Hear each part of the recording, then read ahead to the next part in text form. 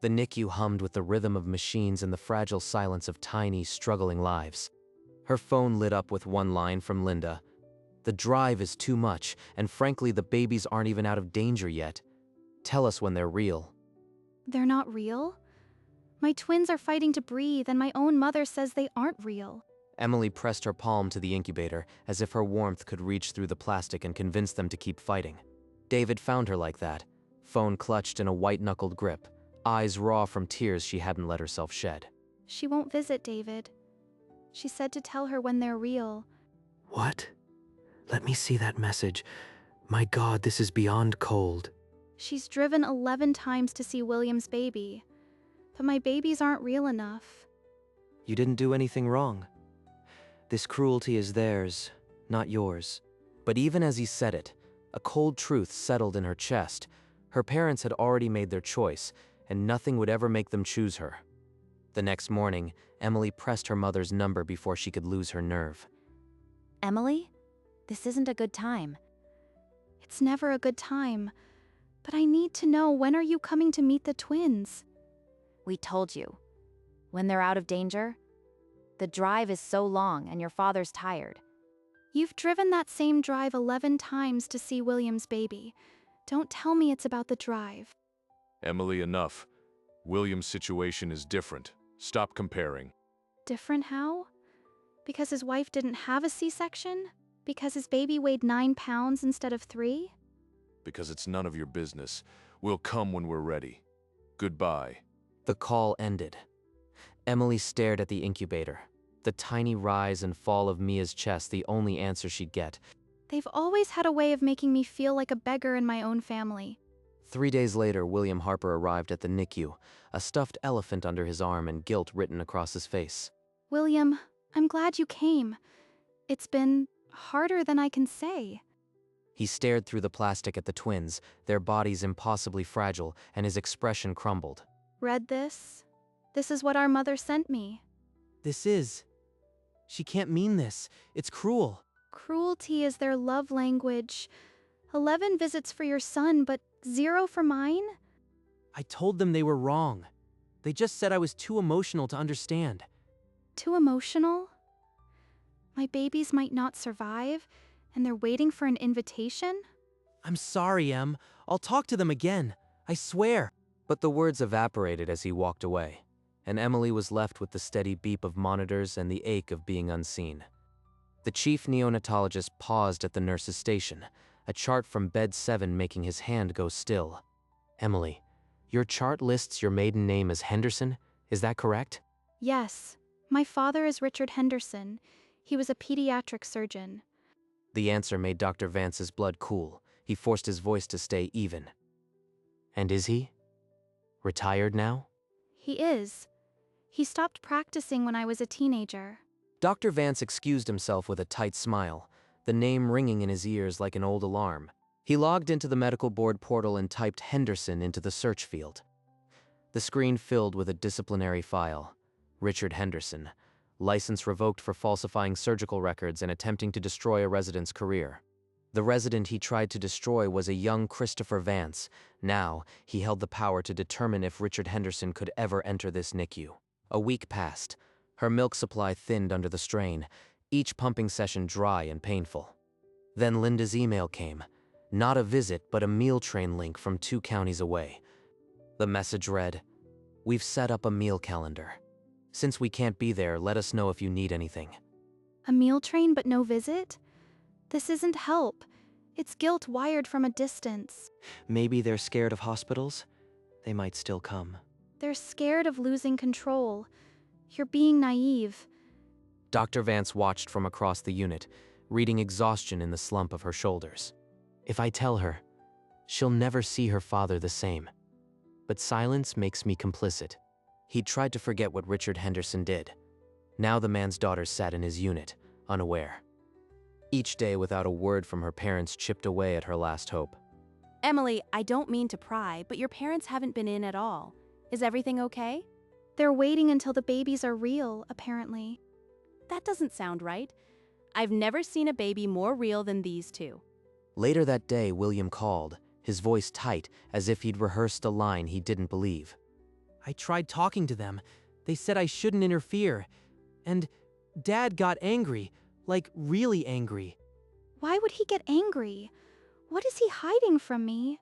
I don't know. He just said, "You have no idea what I lost because of people like her." I couldn't get more. Dr. Vance was passing by, the phone conversation carrying. The words "because of people like her" hit him like a physical blow. He's blaming her. He's still blaming everyone but himself. I can't let this poison stay underground. That night he made a decision. The truth would hurt, but letting her wonder was a deeper wound. The next morning, Dr. Vance approached Emily's station, his face carefully neutral. He asked if she could spare a moment. "Emily, I'd like to speak privately. It's about your family." You already asked about my father. What is this really about? "Is your father Richard Henderson, the pediatric surgeon?" Yes. Why? Why does it matter? 14 years ago, your father and I were on the same surgical team. Something happened, and the way it ended, I lost everything I'd worked for. He paused, the weight of unspoken years filling the small room. Before he could continue, the door opened. David walked in, his brow furrowed. I was paged. A nurse said there was a family meeting. Emily, what's wrong? Someone needs to tell me the truth right now. "When I was a resident, your father was the attending in a pediatric surgery that went catastrophically wrong." Dr. Vance described the altered surgical notes, how Richard Henderson had tried to bury his mistake by destroying a junior doctor's name. "He blamed me entirely. If another attending, Dr. Andrew Bennett, hadn't found his handwritten notes, I would have been ruined." Dr. Bennett testified, and the surgical notes became Exhibit A. Richard Henderson lost his license and his reputation. The medical board's revocation was absolute, and one clause followed him into retirement. He cannot enter any accredited NICU without written clearance from the unit director. I am that director. He never asked. I assumed that was why he stayed away. I'm sorry, Emily. I had no idea it was you. Emily's mind went white. The cruelty, the absence, it wasn't indifference. It was a punishment she'd inherited. He's been lying my entire life, and my mother helped him. The room held its breath. David's knuckles were white against the doorframe. "David, you were the associate on my defense, weren't you? I remember you from the hearing." Chris, Dr. Vance, I didn't make the connection until just now. I never meant for this to happen. What connection? David, what is he talking about? David's voice cracked. He was a first-year associate. He found the consent form Richard Henderson had altered. I helped win the case that ruined your father. But I swear, Emily, I had no idea he was your father until now. You knew my father's career was destroyed. You heard the whole story. And you married me without a word? I thought you already knew. I assumed the silence was your choice. I was too afraid to bring it up. I married a man who helped destroy my father and never told me. Every day has been a lie. I'm sorry, Emily. I never meant to cause this. I only wanted to explain why your parents never came. But no apology could reach the cold core of what had just been torn open. She strode to the window at the corridor's end, the city lights blurring outside. Dr. Vance, do not sign any clearance. If they ever ask, tell them no. I understand. It will be so. You knew my father was a monster and you let me marry you without a single word. I thought you already knew. I thought your silence about them meant you wanted to forget. You didn't think. You were afraid. That's not the same as protecting me. I was wrong. I'll do anything to fix this, to earn back your trust. I need space, David. I can't even look at you right now. Alone with the twins, she pressed her palm to the plastic and whispered through the ache. You'll never know what it feels like to be something they're ashamed of. I promise you that. 2 days passed in cold silence. Then her phone buzzed with a call from a number she didn't know. Your doctor told us we're banned from the NICU. You did this. You're keeping us from our grandchildren. I didn't ban you. The medical board did because you falsified records to destroy a man's career. That man destroyed this family, and you married the lawyer who helped him. You're just like them. She ended the call, her hands trembling. At the nurse's station, the NICU visitor log lay open. She began to read the names. Nurse Kate, the Bennetts, Dr. Vance, people who came when it mattered. David appeared at her side, but she didn't look up. Emily, I know I don't deserve your trust, but I want to be here. The logbook told a story her parents could never erase, a record of who showed up and who never did. Late that night, when the NICU softened to a low hum, Dr. Vance found Emily sitting in the shadows alone. I hope I'm not intruding. I sometimes walk the unit on my break. Coffee helps. You're the only person here who knows what my father really is. I don't know who to trust anymore. Trust the people who show up. It's the only measure that's ever mattered to me. She looked at the logbook again, then took a pen and drew a firm line under his name. He had been there 12 times on his lunch breaks, holding her daughter Mia when she couldn't be in 2 places at once. The log swelled with names, colleagues, nurses, David's parents, 47 signatures of quiet loyalty. Your father's legacy ends here. Yours is just beginning, with those who choose to stay. The next morning, Nurse Kate brought her coffee and laughed about something silly, and Emily allowed herself a small smile. The logbook became her evidence, not just of absence, but of a love her parents could not counterfeit. Emily powered on the phone and dialed her parents' house, setting it on speaker in the empty lounge. I'm putting you on speaker. I need answers.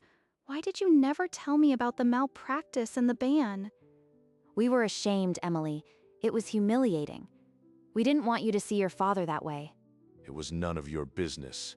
You were a child. My career is my own. I'm not a child now. When you abandoned me in the NICU, it became my business.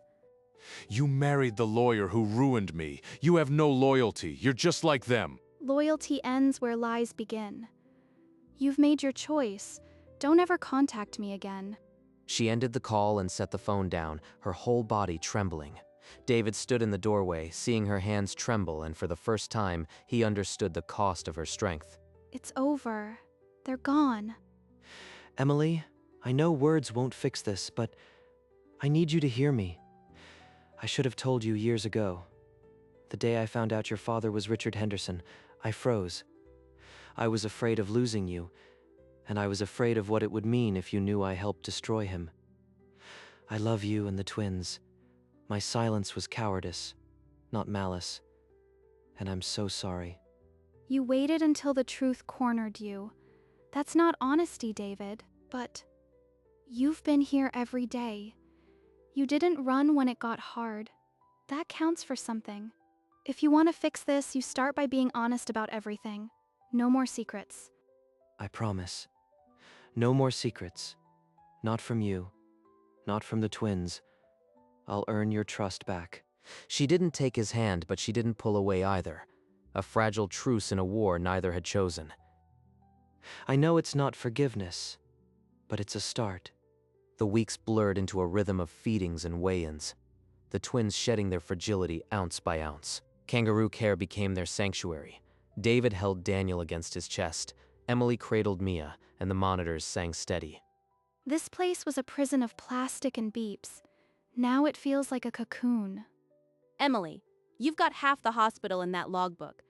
I think the gift shop sent a welcome card. I see the log hit 38 entries today. You're building a small army. Almost 40. Not one from my parents, but I don't count them anymore. The NICU had ceased to be a place of crisis. It was where her real family gathered. Dr. Vance still came on his lunch breaks, now a fixture, holding whichever twin fussed. We're going to be okay. Not because of blood, but because of who stayed. 47 names filled the log, a ledger of love that her parents could never falsify. Discharge day arrived with a quiet ordinariness. Dr. Vance signed the final forms and gave Daniel a gentle check. They're ready. Take them home, Emily. You've earned this. Emily packed the corner that had been their world, folding tiny blankets, fingertips brushing the plastic for the last time. She lifted her phone and captured the visitor log, 47 handwritten names, a ledger of who had shown up. Outside the hospital, sunlight hit like a new country. David carried Mia's car seat, Emily held Daniel, and the world opened. That afternoon, her phone buzzed, a message from a number she'd blocked but knew.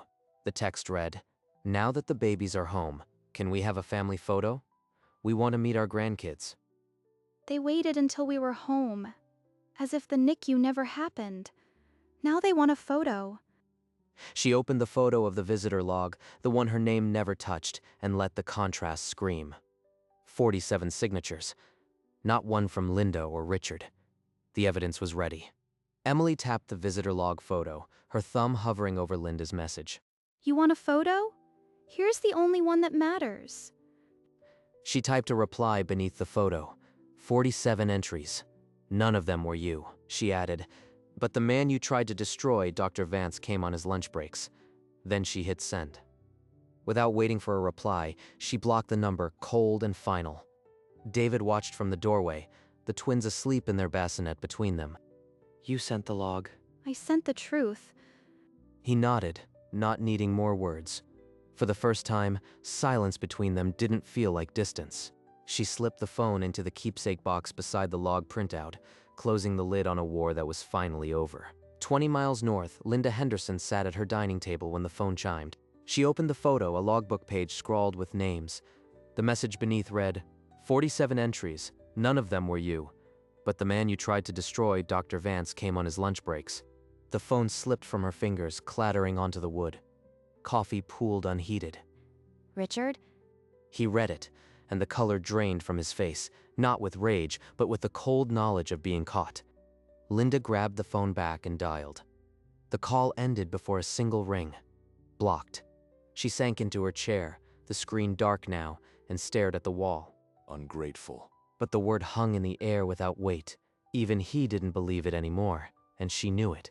They had spent decades protecting a lie. Now the truth sat across the table, and there was no one left to blame. The evening settled into quiet feedings, soft murmurs, tiny fists curled in sleep. You'll never have to prove you're worth loving. Not ever. David slipped an arm around her, gentle but certain. We're going to be okay, aren't we? She looked at the log on the fridge. We already are. The visitor log was tacked to the refrigerator. 47 names framed by a single magnet. A year ago, I would have called this emptiness. Now it feels like room to breathe. He fed Daniel, and she curled beside him, watching tiny fingers twitch in sleep. The calendar on the wall showed each NICU day crossed off, now just stars on a page. The house held no ghosts that night, only the weightless quiet of a family made not by blood, but by who stayed. The next morning, while the twins napped, Emily's phone chimed with a text from her brother. The message read, "Em, I heard about the log photo from Mom. I'm sorry I never stood up for you." She typed back, "It's never too late to start, William." He responded with a single word, promise. A few days later, a small envelope arrived with Dr. Vance's neat handwriting on the front. The note inside read in blue ink, "Emily, seeing your strength these past weeks has been the honor of my career. You're a wonderful mother. I'm proud of you. Chris." She read it twice, the weight of his words settling into a space that had been hollow for years. She walked to the refrigerator and looked at the visitor log. 47 names, 47 reasons she wasn't invisible. Not a weapon. A record of love. The log stayed, a quiet monument to the people who chose to stay. By the time the twins were 6 weeks old, their cheeks had rounded and their cries found a steady, demanding rhythm. One evening, David walked in with a bag of takeout and a tired grin. The nurse at the pediatrician's office asked if we were the couple who sent the log. I panicked. What did you tell her? I said it was our family portrait. She didn't get it, but she laughed. Sounds like Dr. Vance's humor rubbed off on you. They ate lukewarm Thai food while the twins dozed, trading stories about the laundry pile and how Mia had grabbed the doctor's stethoscope. Remember when we thought the NICU would break us? It didn't. It built us into something stronger. In the soft chaos of that ordinary evening, Emily felt a peace that had nothing to do with her parents and everything to do with the people who had chosen to stay: David, the twins, and the names on the fridge. The late afternoon sun poured honeyed light through the window, the first breath of autumn stirring the curtains. The calendar on the wall told the story. 47 NICU days crossed out, now just stars. David held Daniel, tiny fist curled around his thumb. Emily cradled Mia, the baby's lashes still against pink cheeks. For a long moment, the house held nothing but the sound of 4 people breathing together. The log on the fridge listed the names of everyone who had chosen to stay, a quiet monument. Emily lifted her gaze to David, and in the silence between them, there was no distance left. They had learned that family isn't a bloodline. It's a visitor log filled with people who choose to stay. In their ordinary living room under the amber light, they were finally whole. The screen faded gently to black, leaving only the echo of a family built on who stayed.